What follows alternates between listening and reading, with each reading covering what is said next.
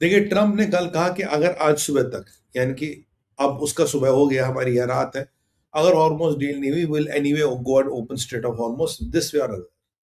वो चेतावनी, वो वार्निंग अभी कागजों में जारी है, वो खत्म नहीं हुई है। अमेरिकन की मंशा थी कि बुधवार को, यानी कि आज, वो डील को अनाउंस कर दे, और डील में ये हो गया जी, स्ट्रेट ऑफ हॉर्मोज खुल गया है, न्यूक्लियर पे बातचीत हो रही है, कहानी चलती रहेगी। ये मोटा मोटा अमेरिकन की मंशा थी। इंटरवेंशन कतर का था, इंटरवेंशन सऊदियों का था, मेन सऊदियों का था, और इंटरवेंशन इजिप्ट का था। तुर्किया ने भी गेम कुछ खेला होगा पीछे, पर्दे के पीछे का खिलाड़ी तुर्किया भी था कि भाई आप ये करो। अब आप बोलोगे सिचुएशन चेंज कैसे हुई, चीजों में परिवर्तन कैसे हो, मैं आपको बताता हूँ क्या। ईरान ने पहले बोला साहब हम तो अमेरिका से बात ही नहीं करें, अमेरिका से बात ही नहीं हो रही। बोले कोई बात नहीं, आपके अमेरिका से बात नहीं हो रही तो किससे बात हो रही। बोला हम अमेरिका से कोई बातचीत नहीं करनी, और हाँ यहाँ आपको बता दें, पाकिस्तान से भी न ईरान की कोई बात हो रही है, ना होगी। ना पाकिस्तान का डेलीगेशन कोई ईरान जा रहा है, और ही ना ही ईरानियों का कोई डेलीगेशन पाकिस्तान आ रहा है। ये भी आपको क्लैरिफाई कर दूं, बाद में मेरे दिमाग से कहीं निकल जाता तो। कसम हम तो बात कर नहीं रहे। तो ठीक है जी, तो अगर आप बात कर नहीं रहे तो किससे बात करें। तो फिर धीरे धीरे खबर आई जी, डील जो है वो अब हम ओमान के साथ बात करें। मैंने कहा यार ये अजीब विचित्र सी संभावना, आप ओमान के साथ बात करो और अमेरिका अगर हमारी डील हो रही। तो धीरे धीरे ये क्लैरिफाई हुआ बाय यस्टरडे मिडनाइट कि अमेरिकन ने बोल दिया ओमान को, ठीक है तुम डील करो, कोई बात नहीं, तुम हमारा रिप्रेजेंटेटिव बन के डील करो, हमें कोई आपत्ति नहीं। क्योंकि ईरान ने बोला सर अगर हम आपके साथ डील करेंगे, हमारा सारा वर्चस्व, हमारा सारा रुतबा पानी में मिल जाएगा। There is no way we can deal with you America, so we can deal with your partner Oman. बोला ठीक है। पहले बात थी कि जो भी शिप आएगा ओमान से बता के आएगा, और जो जाएगा ईरान उसकी नजर रखेगा, मतलब एंट्री पे ओमान, एग्जिट पे ईरान, मोटा मोटा ये था। ईरानियों ने पहला रूल बनता बोला नहीं नहीं नहीं साहब, ये रूल ठीक नहीं है। एंट्री ईरान कराए, एग्जिट आपका ओमान कराए।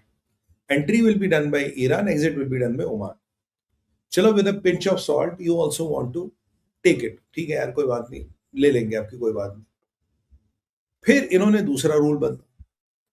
फिर उन्होंने कहा, बोला चलो भाई इतना हो गया, बातचीत हो गई, तो अब कतर से खबर आए कि जी पूरा ड्राफ्ट बन रहा, सब कुछ रेडी है, बस ईरान में भी ड्राफ्ट रेडी है, सुप्रीम लीडर के पास गया है देखने के लिए।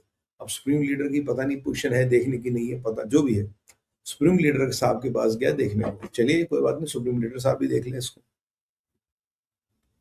फिर कहानी में ट्विस्ट आना शुरू हो गया। तो कहानी में ट्विस्ट कैसे आता, अब कहते कहते नहीं साहब ऐसा है कि अब ईरान कह रहा है कि ये डील नहीं चलेगी। क्यों नहीं चलेगी साहब, कह रहा है कि इससे बात नहीं बनेगी। फिर क्या चाहिए आपको, हम चाहते हैं कि आप हमारा ब्लॉकेड हटा दें। हम चाहते हैं कि अगर हम ये डील साइन करें, आपका ब्लॉकेड हटा दें। हम चाहते हैं कि आप पे सैंक्शंस आप हटा दें और हमारे फ्रोजन एसेट्स को डिफ्रीज कर दें। पहले केवल ब्लॉकेड हटा दें, उसके बाद डिमांड आई कि सैंक्शंस हटा दें, उसके बाद तीसरी डिमांड अभी आई है कि हमारे जो फ्रोजन एसेट्स है उसको डिफ्रीज कर दें, और एंट्री हम बताएंगे, एग्जिट हम बताएंगे। चलिए, अगर इतना ही कम नहीं था तो और तड़का लगाया गया। क्या, बोले साहब हम तो पैसे लेंगे, transition fees, transit fees, protection fees, जजिया, वट एवर, जो भी शिप आएगा हम उससे पैसे लेंगे, इसीलिए हम एंट्री पे बैठना चाहते हैं। और जबकि ओमान ने कहा यार हम पैसे वैसे लेने के खिलाफ हैं, और अमेरिका के लिए पैसे लेने वाला विकल्प चलेगा ही नहीं। अमेरिका के लिए पैसे लेने वाला विकल्प चलेगा ही नहीं। If you are talking of money, American are not on board. तो फिर सैंक्शन वाला विकल्प, फिर आपका हमारे एसेट्स डिफ्रीज कर लो, और तब भी entry and exit are controlled by Oman, Iran and Oman. तो यहां 5 चीजें हैं जो अमेरिका को मंजूर नहीं है। सबसे इंपॉर्टेंट है पैसे लेने वाली बात। अब पैसे लेने वाली बात क्यों इंपॉर्टेंट है, उसमें मैं जरा आपके अगले अध्याय पे आ रहा हूं, उसमें समझा रहा हूं आपको पैसे लेने वाली बात क्यों इंपॉर्टेंट। तो बोला साहब ये तो बात बनेगी नहीं। अब अमेरिकन को बोला भाई अब इसका अध्ययन करो। अमेरिकन ने जब इसका अध्ययन किया और जब ये चीजें अमेरिका के सामने आई, अमेरिका आज डील चाहता था ताकि वो बताए जी हमारी डील हो गई, मसला ठंडा हो गया, थिंग्स अंडर कंट्रोल। पर ये जो ईरान ने शर्तें रखी, इसके होते हुए डील हो ही नहीं सकती। तो प्रैक्टिकली डील हो गई है डेड। और डील अब है क्या, डील है कि 60 दिन के अंदर तक ये इंटरिम अरेंजमेंट रहेगा। 60 दिन के अंदर अंदर हम अपना what do call this, will kind of do this negotiations on nuclear, और अगर फिर कुछ बात बनेगी फिर आगे सीज फायर होगा, एग्जैक्टली एमओयू टाइप, एक नए तरह का, एक नया किस्म का एमओयू सा होगा। This is what will do. हाँ, इस्लामाबाद मेमोरेंडम नाम नहीं हो, कुछ और मेमोरेंडम नाम हो, उस पर हम ये बात करेंगे। बोला चलो जी ठीक है, बट फिलहाल जो शर्तें ईरान ने रखी है वो माननी नहीं, कि ट्रम्प कह रहा था मुझे अनकंडीशनल स्ट्रेट ऑफ हार्मोज खोलना चाहिए, और हाँ एक पॉजिटिव शर्त है कि 30 दिनों के अंदर अंदर जितनी भी माइंस है वो सारी हम निकाल के देंगे, ईरान कह रहा है, जितनी हमने लगाई। बट आप इन पे कितना भरोसा करो, दैट्स अगेन अ क्वेश्चन। तो ये डील का मसौदा है, this is how deal looks like. और जो कंडीशंस अब ईरान ने डाली, मैं आपको 101% कह रहा हूं, this deal is not workable, चाहे आप कुछ भी कर लो, इस डील में कुछ होने वाला नहीं है। तो अब जब ट्रम्प अब उठेंगे तो उनके पास विकल्प है, does he want to use military, does he want to keep on talking, does he want to waste time, और does he want to keep on wasting time. और यहाँ अमेरिका के जो कुछ पॉलिटिकल घटनाएं हो रही है, though it's not political event, but कुछ पॉलिटिकल घटनाक्रम में socialist are infiltrating America at alarming rate. तो ऐसा ना हो कि जो जिन्होंने ये काम इतना किया, कल को कोई ममदानी बैठ जाए और सारा काम ही जीरो कर दे। तो that is for America to see. तो ये मेरे हिसाब से डील डेड है इस फॉर्म में, और अभी न्यूक्लियर पे बात नहीं है, अभी ये इंटरिम है। इंटरिम के बाद न्यूक्लियर पे बात करूँ, क्योंकि मैंने कहा आपको बॉम्ब से भी ज्यादा काम करा ब्लॉकेड, ब्लॉकेड रिजीम की कमर तोड़ रहा, रिजीम चाहती कि ब्लॉकेड हटे। अब चलते हैं ट्रम्प बैकफुट पे क्यों। ये तो जाहिर सी बात है कि ट्रम्प बैकफुट पे, ये जाहिर सी बात है कि ट्रम्प इज लिटरली कभी इधर कभी उधर। क्यों? देखिए, ट्रम्प बैकफुट पे है, इसको लेके एक इंपॉर्टेंट खुलासा आया। खुलासा ये है कि दो परिस्थितियां हैं। अमेरिका के स्टॉक पाइल्स ऑफ इंटरसेप्टर्स और अटैक रॉकेट्स ये कंसिडरेबली खत्म हो गए। क्या मतलब है इसका? अकॉर्डिंग टू द रिपोर्ट, जो थर्ड के इंटरसेप्टर्स है, third 80% of them have been already used, 80%। और जो पेट्रियट के इंटरसेप्टर्स है उसके 50% ऑलरेडी यूज्ड है। एटकैम्स रनिंग लो, जो लॉन्ग रेंज रॉकेट्स है, टॉमाहॉक्स रनिंग लो, और एक और इनके यहाँ कोई रॉकेट है which they use for long distance attacks, it is running pretty low. अब आप बोलोगे F-16, F-35 इसके बॉम्ब्स, इसमें कोई कमी नहीं है, but these are the 4-5 components which have been running low. एक कारण है कि यूक्रेन को अपने हथियार दिया बिना सोच समझ के, और दूसरी काम है कि जो पीछे आपने युद्ध लड़ा उसमें काफी हथियारों की खपत हो गई, और आपकी रेंजेस फार एंड वाइड थी, तो हथियारों की ज्यादा खपत हो गई। और अब ये हथियार इतनी जल्दी बन नहीं सकते। तो कहीं ना कहीं अमेरिका के पास ना हथियार होना और ना अप्रोप्रिएट मात्रा में हथियार होना एक चिंता का कारण अमेरिका के लिए बन चुका है। भाई आप करें तो क्या करें, क्योंकि बिना उसके तो युद्ध होगा नहीं। तो इसलिए दो विकल्प यहाँ खुलते हैं कि अब आपको करना है।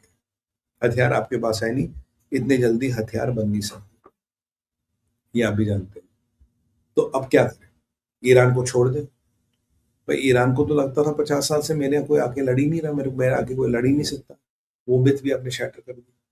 और मेरी आज किसी से बात हो रही थी, तो बहुत बड़े देश के बहुत बड़े नेता हैं, उन्होंने कहा यार सुमित भाई, अब हमें भी थोड़ा बहुत टेंशन लगने लगी है, क्योंकि आर्थिक अनिश्चितताएं इस युद्ध के फलस्वरूप बहुत ज्यादा बढ़ रही है, जो भारत के लिए भी चिंता का कारण है, बिकॉज हमारे लाखों लोग नौकरियां छोड़ के आ रहे हैं और रिपैट्रिएशन नहीं आ रहा, और जो एक्सपोर्ट उन कंट्रियों को जा रहा था वो काफी हिट हो गया। ये समस्याएं तो है। अब ट्रम्प की अगर आप असले की पोजीशन देखें तो लगता है कि ट्रम्प थोड़ा बैकफुट पे, क्योंकि देखिए कुवैत और बहरीन से फौजें निकालना, सब कुछ इसराइल में रखना, कंसोलिडेट करना, ज़ेलेंस्की को मना करना, और कई सारी ऐसी चीजें हैं, अगर मैं उनका अध्ययन ग्राउंड लेवल पे करूं तो मुझे लगता है कि स्टॉक पाइल कम है। हाँ, अब 80% है या 50%, दैट आई कांट डू, कि पेट्रियट्स 50% या 70%, दैट इज डिबेटेबल। पर हाँ, stockpiles are running less, ATACMS are running less, ये तो पक्की बात है। और ईरान के पास एक रणनीति है how to handle this kind of situation with utmost efficiency या एटमोस्ट डिजास्टर। तो ये एक ट्रम्प की बात है। और याद कीजिए कर्नल माइकल डगलस, ये माइक पॉम्पियो का मिलिट्री एडवाइजर था, इसका एक स्टेटमेंट आया था जो मैंने यहाँ कवर भी किया था। उससे कहा था जी अमेरिका के पास 7 या 10 दिन का हथियार है, उसके बाद they have to go nuclear. अब न्यूक्लियर की बात आई तो एक नया चीज मार्केट में आई है, वो है use of tactical nuclear warheads. So ऐसा माना जाता है कि ट्रम्प को ऑलरेडी इस बात पे भी सलाह दी गई है कि टैक्टिकल न्यूक्लियर वॉरहेड्स का यूज कर सकते हैं। टैक्टिकल न्यूक्लियर वॉरहेड इनके छोटा वाला, बहुत छोटा, जो कहना शेख रशीद की भाषा में आधा आधा पाव 1 किलो वाला, small, low yield, low intensity weapon, very good for a very small area. क्योंकि जो ट्रम्प बड़े हमले की बात कर रहा है ईरान पे, वो क्या कन्वेंशनल वेपन से होगा या टैक्टिकल वेपन से होगा? अब जो मुझ जैसे लोग हैं वो बोलेंगे यार नहीं यार, न्यूक्लियर वेपन कभी भी यूज नहीं होना चाहिए, न्यूक्लियर का शब्द भी यूज नहीं होना चाहिए। पर जो अमेरिका में लोग हैं वो हैव डेवलप्ड दोस वेपन, बोले ये टैक्टिकल वेपन तो इसीलिए होता है, हम कहाँ फुल फ्लेजेड न्यूक्लियर जा रहे हैं, were going with a very limited site.